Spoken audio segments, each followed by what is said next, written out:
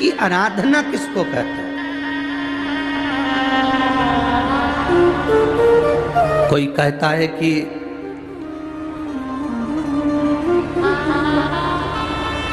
क्यों भटक रहे हो, क्यों जा रहे हो यहाँ वहाँ।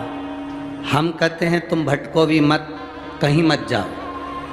तुम्हारे घर के नज़दीक में जो शंकर का शिवालय हो, तुम्हारे घर के नज़दीक में जो शंकर का मंदिर हो, शिव मंदिर हो, शिवालय हो, उस शिवालय में जाकर एक लोटा जल प्रतिदिन चढ़ाना प्रारंभ करो।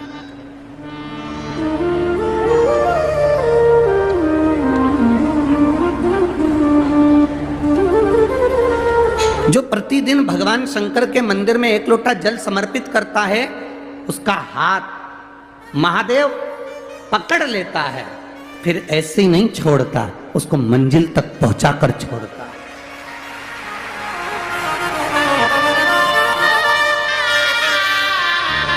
वो ऐसे ही नहीं छूट सकता।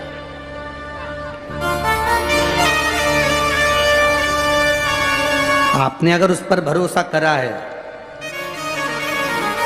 हाँ थोड़ा कष्ट हो सकता है, थोड़ी तकलीफें आ सकती है, थोड़ा दुख आ सकता है, जिंदगी में थोड़े थोड़े तकलीफें हर मनुष्य के जीवन में आती है।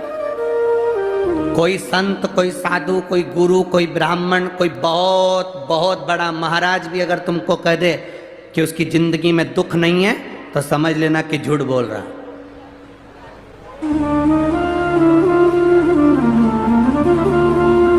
मेरे राम जी महाराज भी इस पृथ्वी पर जन्मे तो उनकी जिंदगी में भी दुख आया। मेरे भगवान कृष्ण भी इस पृथ्वी पर जन्मे तो उनकी जिंदगी में भी दुख आया। माता जानकी भी इस पृथ्वी पर प्रगटी तो उनकी जिंदगी में भी दुख आया। राधा रानी भी इस पृथ्वी पर प्रगटी तो उनकी जिंदगी में भी दुख आया। संसार में अगर जन्म लिया है, मृत्यु लोक में अगर तुम पैदा हुए हो, पृथ्वी पर अगर तुम आए हो, तो तुम्हारी जिंदगी में दुख ये नहीं कि नहीं आएगा। हमारे पूर्व के कर्म के अनुसार हमारी जिंदगी में दुख, हमारी जिंदगी में तकलीफें आती है, पर वो दुख मिटेगा कैसे?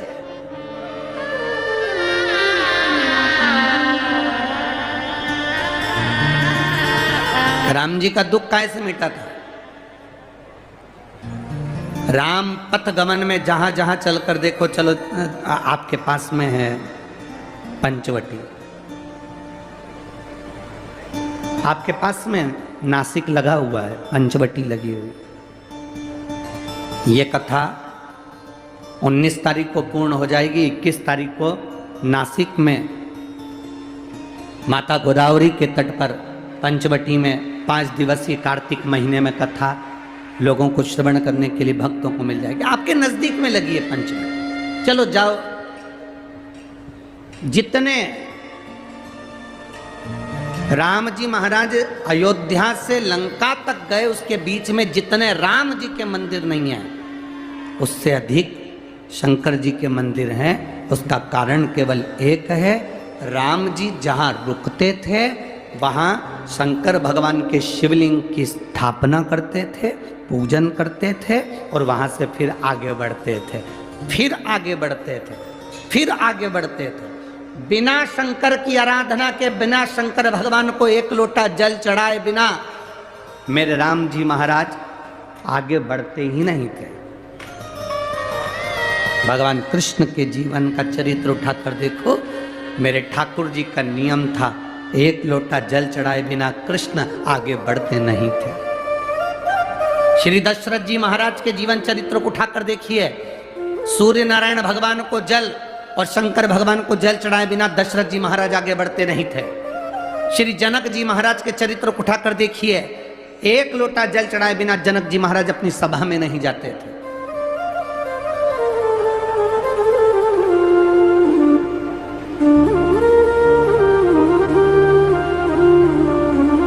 थोड़ी जिंदगी में तूफान आते हैं, कष्ट आते हैं, दर्द आता है, तकलीफें आती हैं, पर तूफान आता है तो पता चलता है ना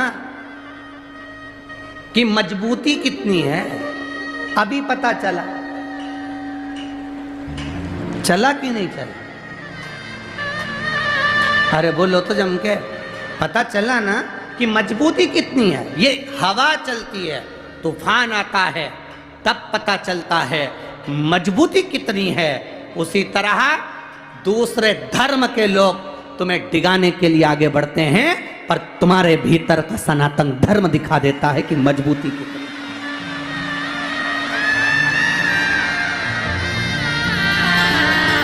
छत्रपति शिवाजी महाराज, जिनकी माता ने कहा कि बेटा सामने किला है और वो किला मुझे चाहिए। शिवाजी कहते हैं माँ क्या बात करती हो, ये किला वहाँ कितना कितना सैनिकों का बल भरा पड़ा हुआ है और मेरे पास में कुछ भी नहीं है, मेरे पास कुछ भी नहीं।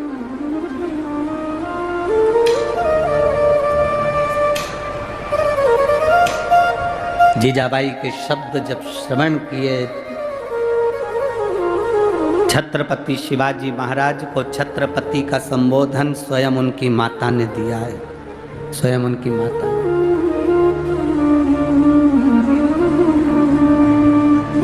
कह दिया जीजाबाई, सामने जो किला है वो मेरा है, तुझे मालूम है? हाँ माँ, मैंने सुना है, ये किला अपना है, फिर कब्जा दूसरे का है। छत्रपति शिवाजी ने कहा बहुत भारी सेना है उसके पास में, बहुत बल है उसके पास में, सेना प्रबल है उसके पास में, मेरे पास इतनी सेना नहीं है। मां ने कह दिया शिवाजी तेरे बस की बात नहीं है, मैं खुद जाऊंगी और किला लेकर आऊंगी। स्वयं शिवाजी ने सुना कि मां स्वयं किला लेने के लिए जा रही है, स्वयं किला। मां, जब भीतर का अहम, भीतर की तृष्णा, भीतर का लोभ जब हट जाएगा तो भगवान देवाधिदेव महादेव स्वयं आपके नजदीक में, आपके करीब में आ जाएगा। शिव कब तक नहीं मिलते?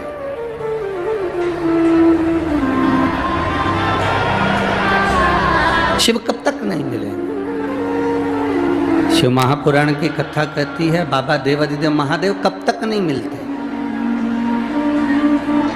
कहा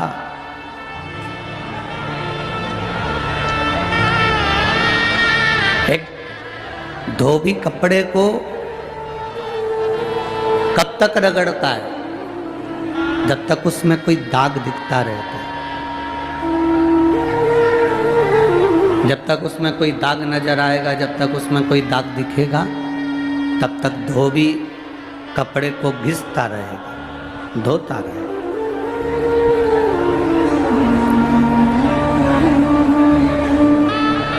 जब दाग कपड़े में नहीं रहता,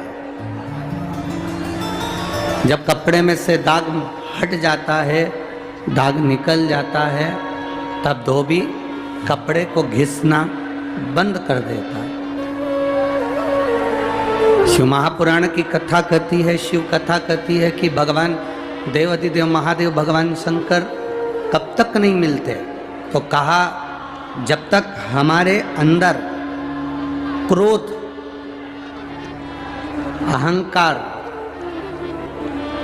का छोटा सा भी दाग हमारे भीतर यदि है, तो भगवान जब तक उसको पूरा धो नहीं देता तब तक मेरा भोलेनाथ मिलता नहीं, तब तक मेरा शिव नहीं मिलता।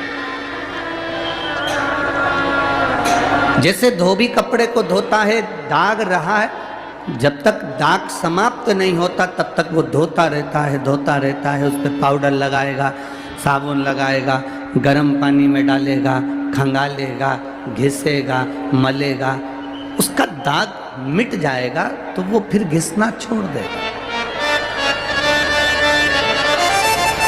फिर वो घिसना छोड़ देगा। जब तक दाग नहीं हटता तब तक वो घिसता है, दाग हटा उसमें घिसना नहीं। शिव भी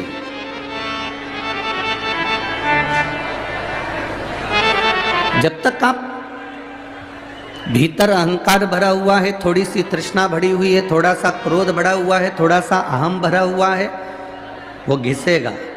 थोड़ा दुख आएगा, तकलीफ आएगा, कष्ट आएगा, तकलीफें आएंगी, थोड़ा दुख, थोड़ा कष्ट, थोड़ी तकलीफ जिंदगी में आएगी, पर घबराना नहीं है। हमें घबराना नहीं। अरे मैंने तेरे ही भरोसे, ओ बाबा तेरे ही भरोसे, हवा बिच उड़ती जावांगी, बाबा डोर कटी जावांगी, भोले मेरे शंभू मेरे। वो घिसेगा, रगड़ेगा, थोड़ी जिंदगी में तकलीफें, दुख, कष्ट आ सकता है, पर घबराना नहीं है, चिंता नहीं करना, सब चलता। क्यों?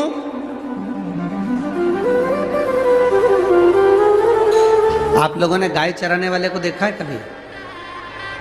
जम के तो बोलो रे धुलिया वाले जरा। गाय चराने वाले को देखा है? बकरी चराने वाले को? ठीक है। बकरी चराने वाला बकरी चराता है, पानी भी पीता है, रेडियो में गाना भी सुनता है, बोलो सही है कि गलत है? छाता लेके चलता भी है, रोटी भी खाता है। पर बकरी चराने वाले का ध्यान कुछ भी करे, पर ध्यान बकरी पर रहता है। बोलो रहता कि नहीं रहता? जम के तो बोलो जरा, रहता है ना? बकरी चराने वाले का ध्यान बकरी पर रहता है, गाय चराने वाले का ध्यान, बोलते जाओ जरा, गाय पर रहता है। और दुनिया चलाने वाले का ध्यान दुनिया के एक एक व्यक्ति पर रहता है। बकरी चराने वाले का ध्यान बकरी पर रहेगा, गाय चराने वाले का ध्यान गाय पर रहेगा। वो कुछ भी करे पर उसका ध्यान गाय पर रहता है। रेडियो सुने, सोए, जागे, खाए, पिए, पर ध्यान गाय पर है। कुछ भी करे पर ध्यान बकरी पर है। उसी तरह जिसने ये दुनिया बनाई, जिसने ये सृष्टि बनाई, जिसने ये रचना करी, मेरे देवाधिदेव महादेव का ध्यान एक छोटा सा छोटा जीव है, जलचर है, थलचर है, वायुचर है, मनुष्य है, पशु है, पक्षी है, कोई भी, उसका ध्यान सब पर, सब पर उसका।